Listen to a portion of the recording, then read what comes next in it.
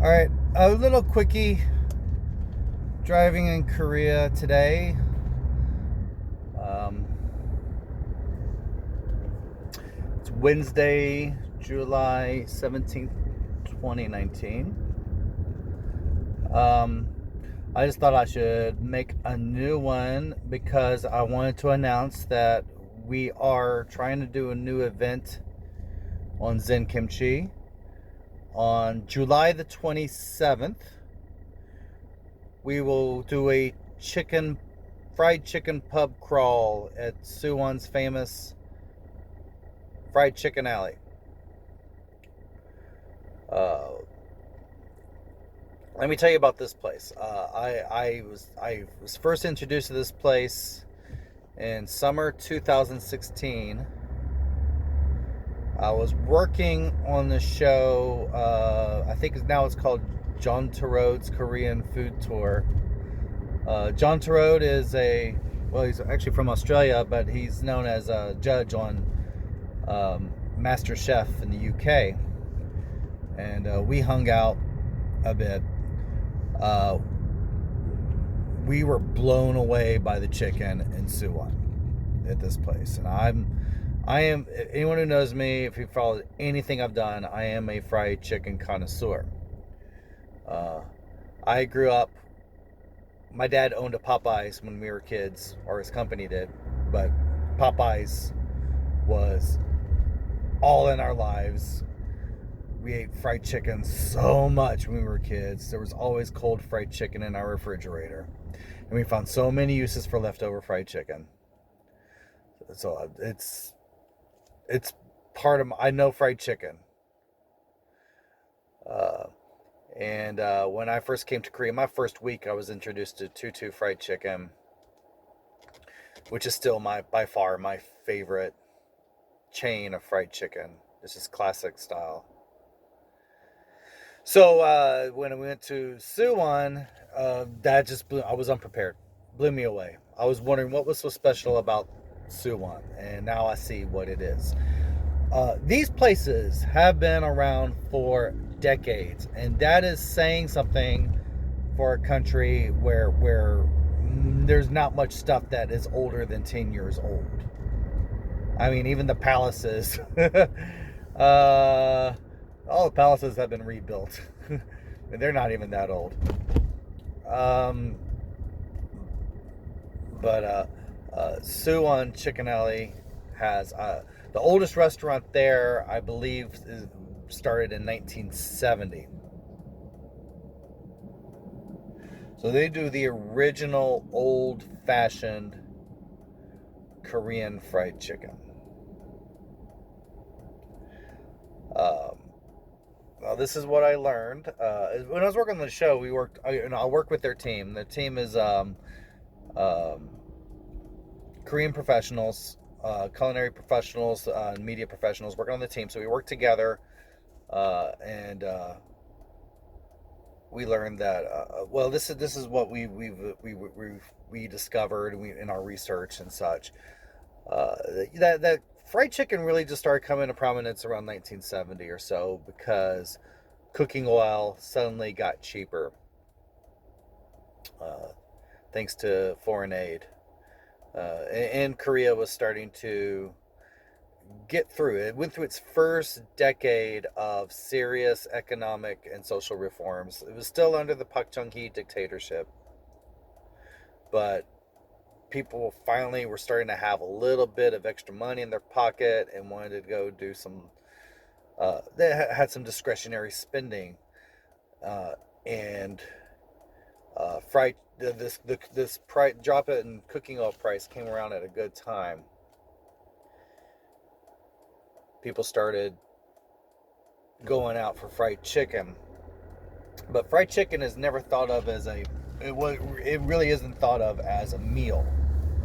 It's thought of as a snack or something you eat while drinking, particularly beer.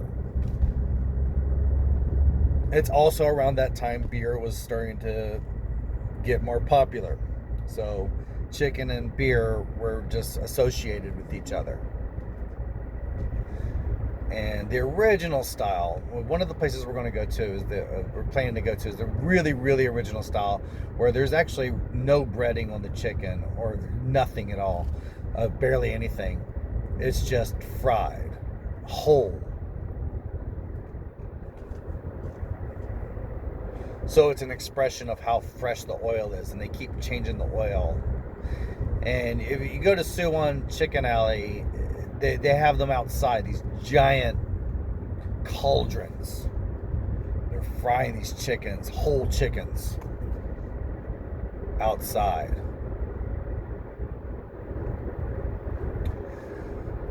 And ever since I did that show 3 years ago, I have been wanting to return. I've been dreaming of this. And I mentioned it to others, and they said they want to do it as well. We're on Restaurant Buzz, and I took a poll, found out how much interest there was. There is some interest. They want to get it done in July, and my schedule quickly gets tight. I was going to do it this Saturday, but I have a tour. So I closed down the tour on the 27th so we can keep this open. But I'll tell you this, man. I've not even had enough time to scratch my butt lately. I've been so busy. So it wasn't until, I would say 30 minutes ago, I finally put together a page to book, to reserve a spot for that event. So it is on our website. I haven't gotten a link in the menu yet. I will do it around when I upload this video, and I'll put the link to it in the comments. This is the plan, because I'm trying to figure out how to set this up where I'm not going to lose money. Now, I asked everyone, I polled everyone too, is what type of pay scheme do you want? And by far, people would rather prepay and not worry about the rest. But I want to keep it at a good price, an economical price. I'm not looking to profiteer off of this, because I'm trying to make these special events that it's just more social than me trying to make money off of something. And it's really hard to estimate these things. So what I'm estimating is around $25 or 30,000 won a person per location. You can choose. We're planning to go to 3 locations, and they're going to be different styles with different stories. We're going to go to 3 locations. The magic number is 3 on this, isn't it? 3 locations, and what I've gathered is, I've calculated around for every 3 people, they will get 2 chickens and 3,000 cc's of beer. That's a lot of beer. I might be overdoing that, but it's better to be safe than sorry. So I went and calculated how much that would be. I was able to grab some menus from, I took some menus from the blogs and figured out the prices. And I'm estimating it to be around that, if we hit a minimum number. If we don't hit that minimum number, we might have to ask for more money. But that should be enough. That should be enough. So it would be $25 per location. What I find is when you pull all that money together, you're able to get more. It's the stone soup principle.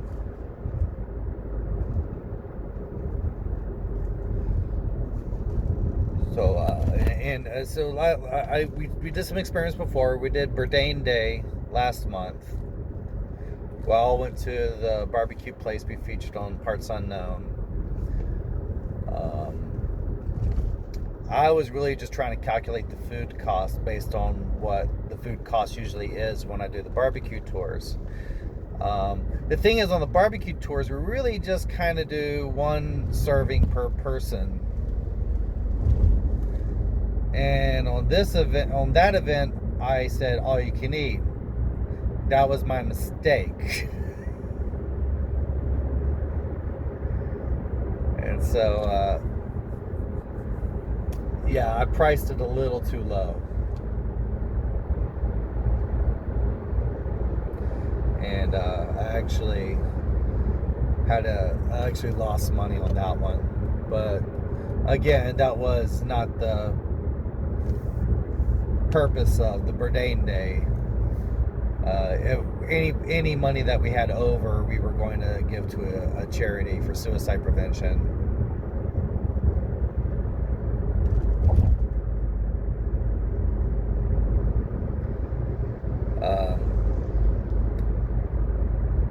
So I'm wanting to make these events a regular thing.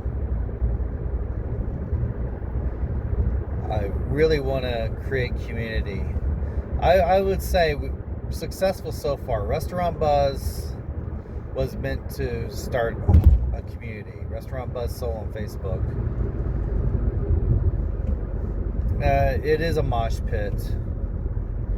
I have a really great group of admins that keep an eye on the whole thing and police it for trolls and fights and stuff, and we're very strict, knocking people down who are intimidating others. I hate bullies.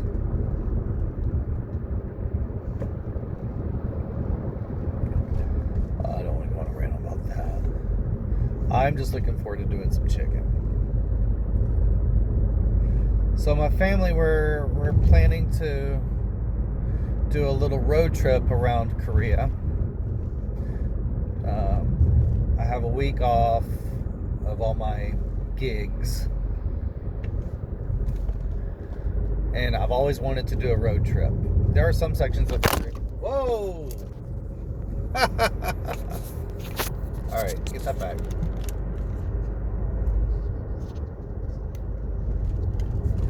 That was bound to happen sometime. All right, so I'm shorter now.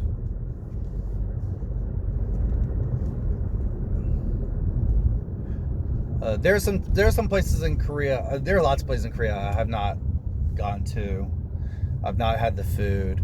I did a really really embarrassing travel show for Arirang back in 2011. Please don't look it up.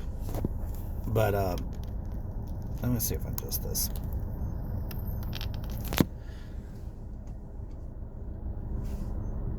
All right, we'll just have to do a short Joe for a bit. Really bad, yeah. And I did get to see a good bit of Korea and get myself more familiarized with it. But like with every TV show I've done, I've not had any freedom culinary-wise. So I could only eat where they took me, where I wanted, or where everyone agreed to go to, which is why we ended up at a Burger King in Jeju, which is because the Seoul camera crew didn't want to go eat the weird stuff that I wanted to eat. Now, what people considered weird. I wanted to have some really unique Jeju food, not Burger King. But I've really been so upset that I have not gotten to do much food in Jeollanam-do. Not much in Jeonju either. Our plan right now is we're going to start off in Suwon. If this event goes off, that's actually the beginning of my vacation. So the family will be there too. And we're going to do this chicken pub crawl. And then we're going to Jeonju. And we're still planning the rest out. Definitely going to Busan. We're going to Gyeongju because that's where Grandma is.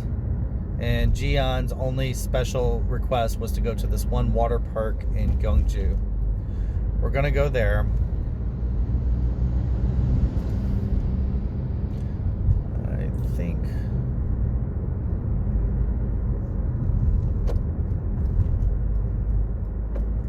I'm still working on, this is a different route I'm going on, so I'm still guessing my way around. I want to go to Andong. I love Andong, and my girls have never been to Andong.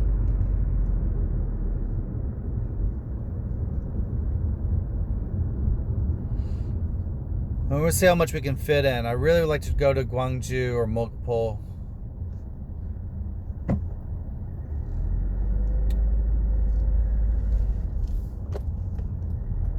Alright, I am... Aha! I went too early. There we go. Okay, getting the hang of this.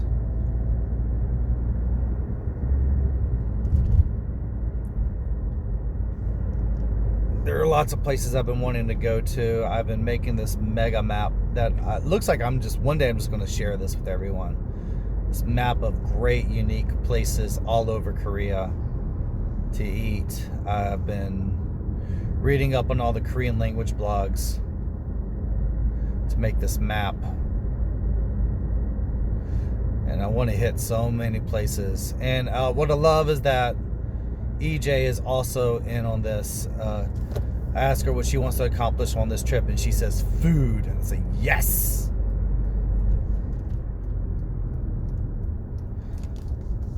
Now we need to figure out where we're going to go.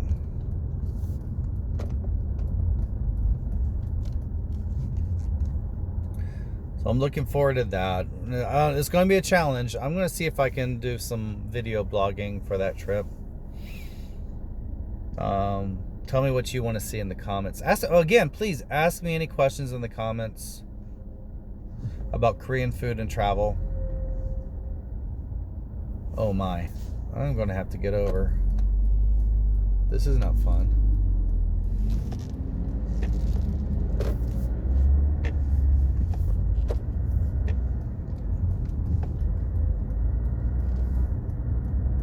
Oh, this is not a fun intersection. They don't give you any chance if you're turning left to get in the right lane. Alright, I'm about to head to my destination. I need to focus. So until next time, I told you this is going to be short. I'm going to get you up.